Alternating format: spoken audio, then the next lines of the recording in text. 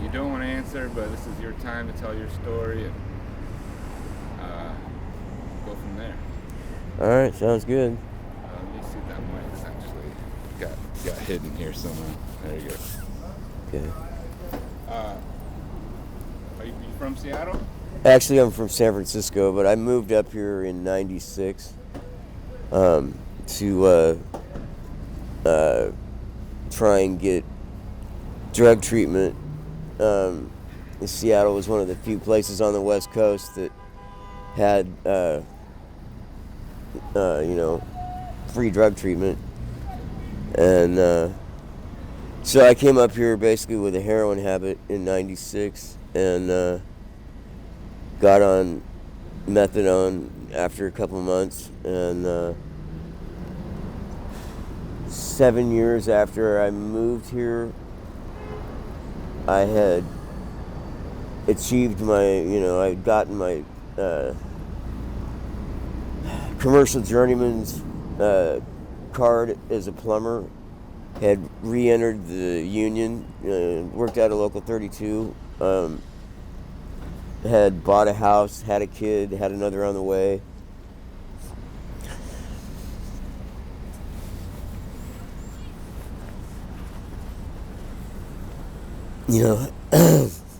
Had done it, and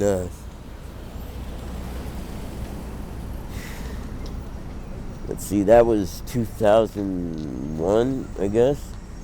And no, that'd be 5 years. 2003, and then like 7 years or 6 years after that,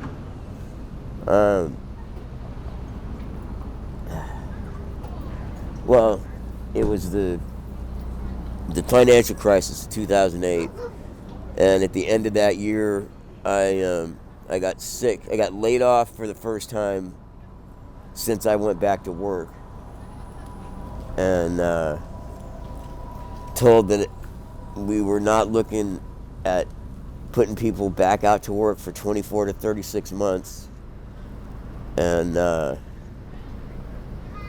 which was very sobering when you have a $2,500 house note and no other income, because I wanted my kids raised by one of their parents, so I forced my wife to quit her job since she wanted to have the kids. And so right after that, like a month after that, I got sick, and it took me 4 days to go from feeling kind of crappy to being so sick that I was in the back of an ambulance, and at that time went into respiratory arrest and slipped into a coma, and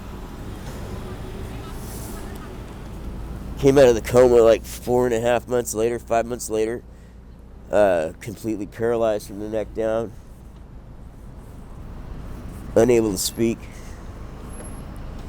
or do anything. What year was that? This is the middle of 2009. And because I was unemployed when I got sick, damn it, and not on a job site, there was no way to track it to it being employment related. I couldn't collect L&I, and because I was sick, I couldn't collect unemployment. So I was what they call in the trades, I think the technical term is fucked. And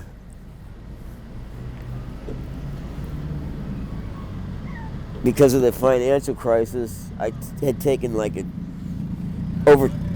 I'd lost over $200,000 in retirement savings that year. And that's all I had were those pensions. So I cashed them out, took the biggest raping you can imagine, and that's how I fed my family for about a year and a half. So you're still living in a house? Now. No, then? Then, yeah, I Still married? still owned a home, yeah, but I couldn't refinance it because I didn't have a job. And how many kids were in the house? 2. And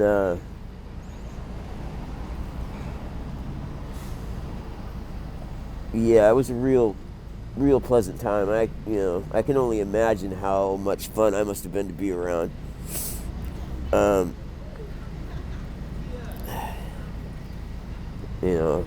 mean, you want to talk about someone feeling put upon, and why me? I was still young enough not to understand that there is no fucking reason, and why not you? You're as good as anyone else. The illness that I've contracted was so rare that it only affects 1 in 250,000 people every year. I should have bought a lotto ticket that day. But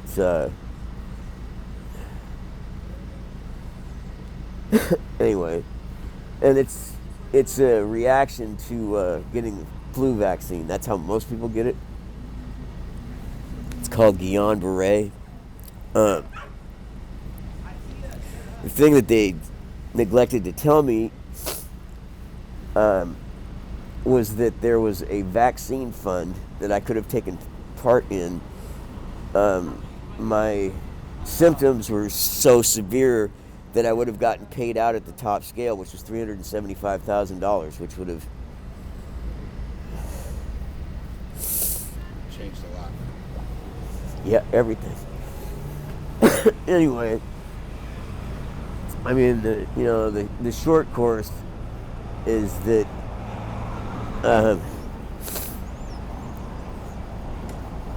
I reacted with a lot of fear and a lot of anger. I could see, the math was really easy to figure out. It was a pretty simple equation of how much money I had and how much it cost every month, and no one was any help. The government was fucking completely, empathetic or empathic or however you're supposed to pronounce that word, and completely ineffectual.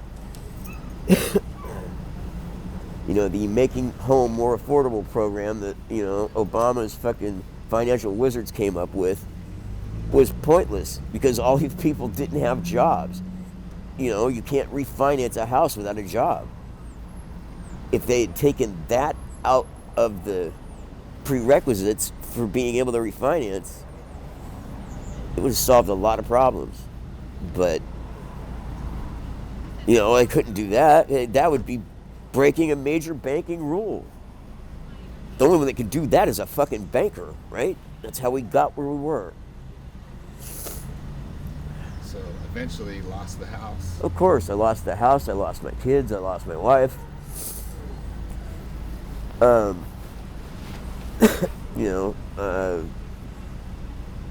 went back to crime because I refused to sell dope. I had young kids. But eventually I realized that it was the same group of knuckleheads no matter what I did. So at least I was good at selling dope. The fraud just bought me a fucking sentence, the first 60 days I did that shit, the case that they came down on me with, when they presented the indictment, was all based on the first 2 months of my activities. They didn't need to go any further. The 27 felony count indictment. I mean, that's pretty good work for 2 months. Tell me more about that. I got very lucky because I was still relatively young and white. And it was Snohomish County. Thank you, brother. So they cut me a deal. I mean, not much of a deal, looking back, Ended up doing 270 days in Snohomish County Jail, which is no fucking joke. I mean, I would have been much happier if they had sent me to prison, but um, it had gotten to, and is still pretty much the case, that you have to hurt someone to go to prison now. You can't just take money. So you did not go to prison? No, I did my time in county. Tell me more about your kids. You mentioned them before. I know it sounds like a tough spot. Yeah. Which is okay. Well, my son is, he was always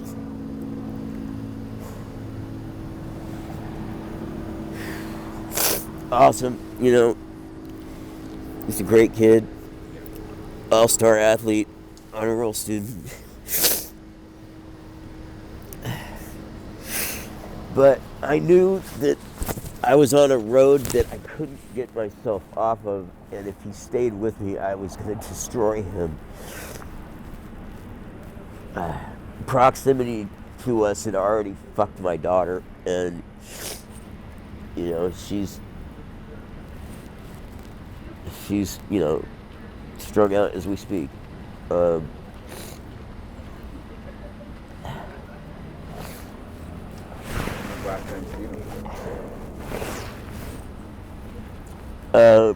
I saw my daughter right before the holidays. She's in Seattle?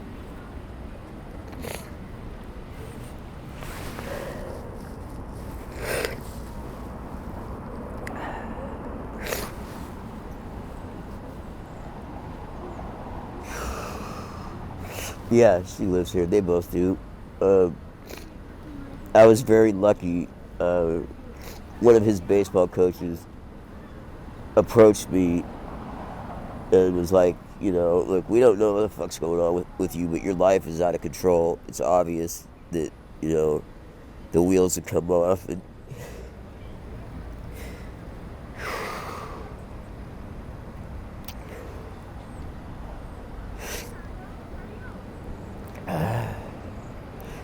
your son's a great kid and he doesn't deserve to have to live that way.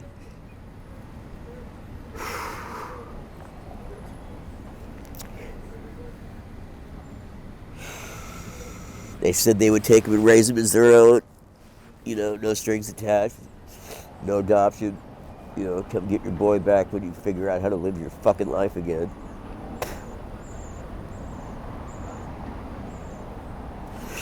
So he went with them?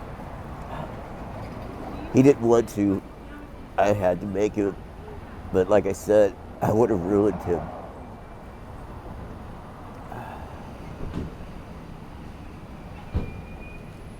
That sounds incredibly hard.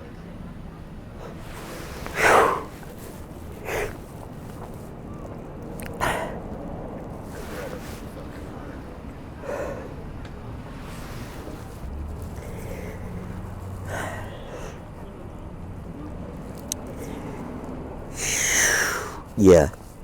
How do you cope with that? I don't. I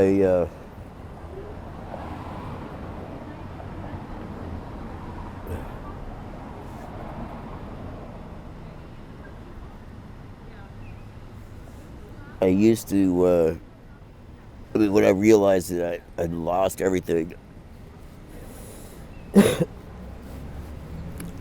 when I was sitting in county store and fucking realized that I was going to have my plumbing license revoked because they wouldn't allow me, what the fuck was it, 20 hours in a fucking 3-month time period of access to the internet. Didn't have to leave the jail, could have sat in the library.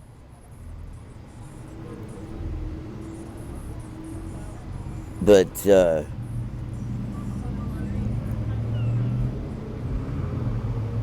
So not only everything else, but when I finally was well enough to fucking go back to, building high rises in hospitals, I didn't have a plumbing license, so I couldn't Couldn't work. work. I couldn't work out of the union, and so I was so angry and bitter. I just decided that being the best thug, the best criminal that I could be, was obviously what my life was supposed to be now. Mm.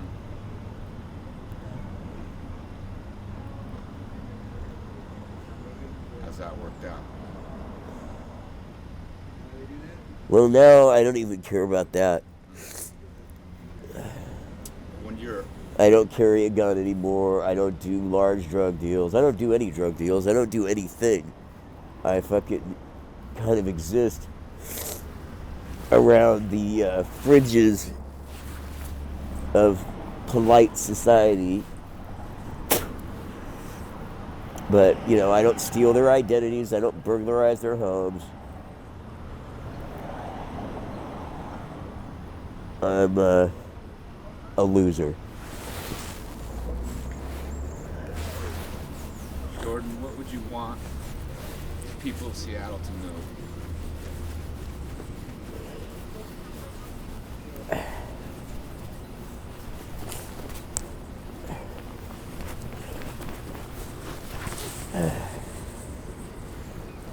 That every person out here, no matter how annoying or crazy they might be,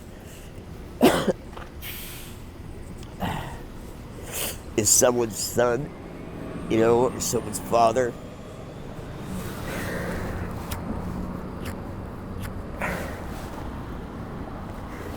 We've all got stories.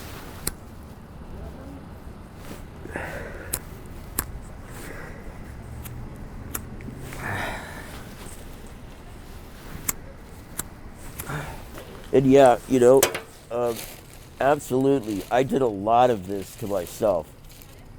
You know, I I chose not to ask for help at the absolute worst points in my life.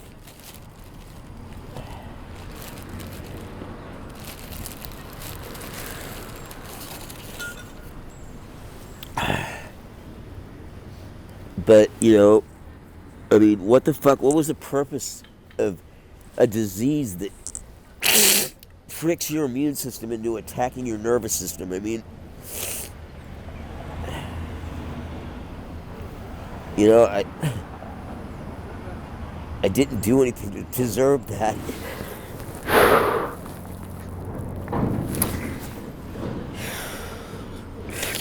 Anyway, I'm sorry. I don't talk about this very often. Don't be sorry. This is your story. It's important. It has value and has worth, just like you do, just like everybody does.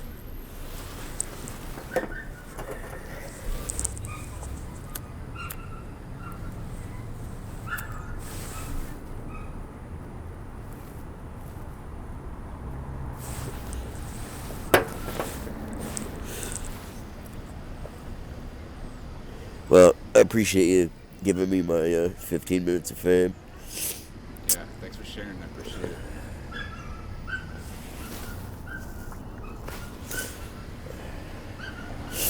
I really wasn't expecting to get so upset by it. That's major fucking trauma, man. How could you not feel it?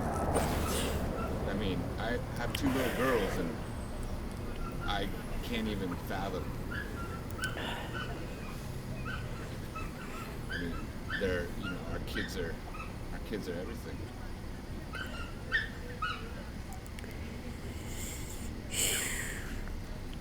What, Yeah, you didn't, how old's your son? he was born in 2001. So he's 22, 22. Where's he at? He stays up in Mount Lake Terrace. Oh, so you're in contact with him? No, no, he won't. He won't. He won't respond to my attempts to contact him.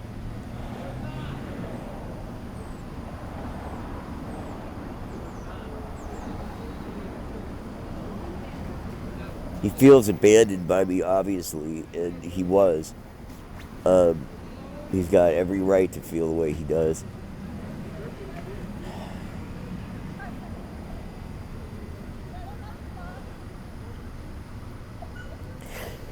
I'm sorry, man. That's just.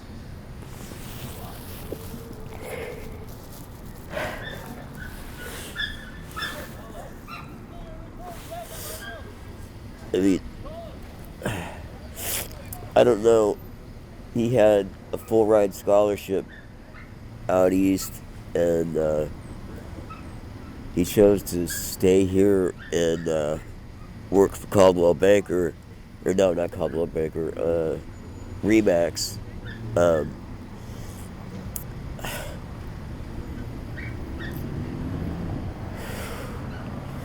Specializing in getting high risk vets into homes.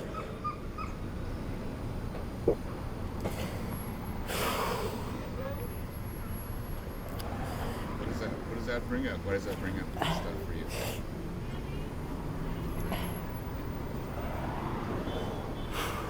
Just that that's the kind of kid he was. He always was. Cares about people.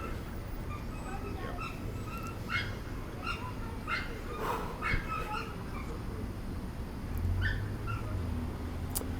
Anyway, he was Remax top salesman his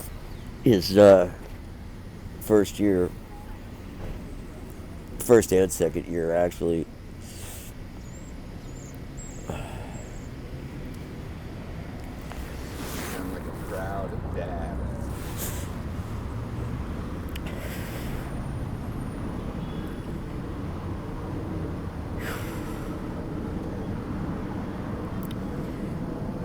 Yeah.